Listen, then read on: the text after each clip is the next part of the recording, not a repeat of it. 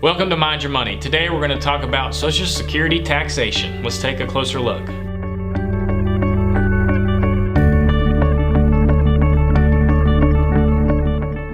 I'm Brandon Rogers with Mind Your Money, where education is key to a successful financial future. So let's jump right in. A lot of people are kind of unaware of this phenomenon of your Social Security actually being taxable. What you talking about, Willis? Okay, so let's take a look at that. A lot of people don't really realize it. They say, you know what, I've been working my whole life, paying into this system. Hopefully I'm fortunate enough to get old enough to where I can retire and start pulling some of this money out. But you say when I do, I could get taxed on it? Yeah, that is the case. But don't shoot the messenger here. Just trying to pass on some information. Maybe write your congressman if you've got an issue with it. But anyways, let's take a look at it. I like looking at history, right? See where we came from, because we can't understand something or learn how to fix it. We don't understand where it comes from and how it works, right? So let's look at Social Security as a whole. Well, it came into play August 14th, 1935 as part of the New Deal under President Roosevelt. President Roosevelt made a promise. He said, "My promise is I will never tax Social Security as long as I'm alive."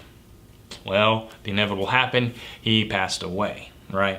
He kept his promise, though. So Social Security, again, goes through a lot of changes all the time. And the next major change, I guess, when you're looking at it is looking at in taxation is 1983, Ronald Reagan was in office and decided to say, hey, if you make a certain amount of income, that might cause 50% of your Social Security to be taxable, all right?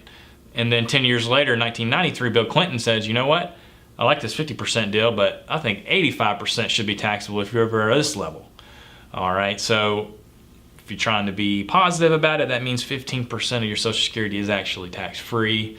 Again, glass is half full, half empty, whatever. But that's a positive, right? So we're going to put up a chart and we're going to look at these figures, okay? So again, and where these incomes are. All right, so under Reagan, 50% married, filing jointly couple at $32,000 in income. Single, it's over $25,000 income, all right? And then there's a next threshold is at 85%. Again, married, filing jointly. If you're over $44,000, 85% of it's taxable. If you're single, over $34,000.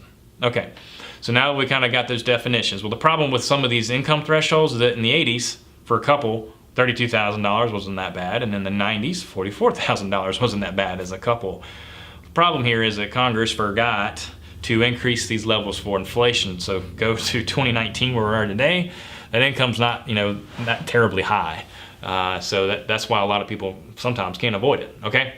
So they look at something called provisional income to figure out these levels, right? So let's define that. Provisional income is going to be pretty much almost everything out there income-wise. It's going to be taxable income from maybe part-time work that you're doing.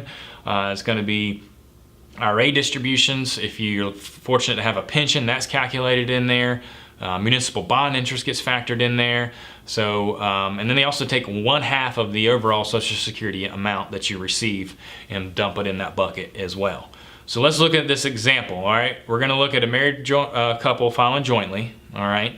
We're gonna say they've got $30,000 in income, all right? And then we're gonna say they've got $40,000 of Social Security income on top of that, all right? So we take 1/2 of the $40,000 Social Security, that's 20, all right? So we take our $30,000 of regular income, whether it be from pensions, IRA distributions, what have you, and then we'll factor in that $20,000 of Social Security. We're at $50,000, right? All right, so stay with me. So that $50,000 is gonna be your provisional income calculation, all right? Now what? What does that really mean? That's great, but let's make sense of this. Okay, so then we're gonna take it a step further and we're gonna say, well, my $50,000 is over this 44, so therefore 85% of my Social Security is actually taxable. So 85% of your full Social Security amount of $40,000 is actually $34,000, all right? And then let's assume we're in the 12% federal tax bracket. You take that 12% bracket, times it by that 34 of income, it actually causes you to have a $4,080 tax liability. All right, so that's really how it affects you in the long term.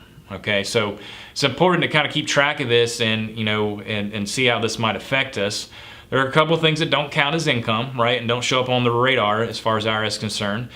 The most famous one, really, or most well known, is being distributions from Roth IRA. So again, various advantages to the Roth, and we're big proponents of that, but again, it has to make sense in your situation. Okay, so we're gonna put some links down below for some IRS website. Obviously, always with any of this stuff, of course, check with your tax advisor to see if this all makes sense. Some of your, if you do TurboTax, they'll calculate this for you. But again, I think it's important to know how it's structured, and therefore we can maybe potentially figure out how to avoid it. Okay, so let's wrap it up. Thanks for joining us today. Don't forget to subscribe below to our channel for future videos that we do. But I'm Brandon Rogers with Mind Your Money.